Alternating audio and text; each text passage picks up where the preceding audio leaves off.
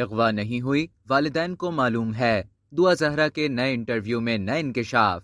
کراچی سے لاہور جا کر پسند کی شادی کرنے والی دعا زہرا نے یوٹیوبر زنیرہ کے ساتھ لائیو سیشن میں نئے انکشاف کر دیے۔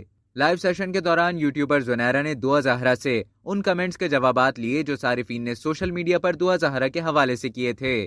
بلیک میل کرنے کے حوالے سے سوال کا جواب دیتے ہوئے دعا زہرا نے کہا کہ ایسا کچھ بھی نہیں ہے، مجھے کوئی بلیک میل نہیں کر رہا اور نہ ہی کسی نے مجھے مارا ہے۔ میں جو کہتی ہوں اپنے ہوش و حواس میں کہتی ہوں۔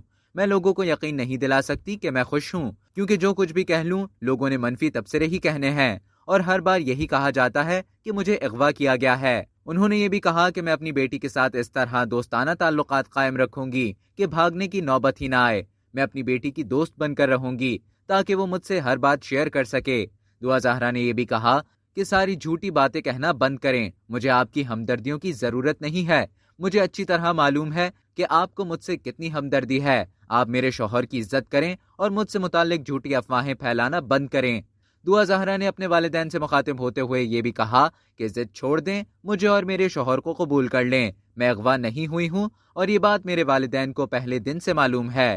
واضح رہے کہ 8 جون کو سندھ ہائی کورٹ نے دعا زہرا کیس کا تحریری حکم نامہ جاری کیا تھا، جس میں کہا گیا تھا کہ دعا اپنی مرضی سے کہیں بھی جا سکتی ہے۔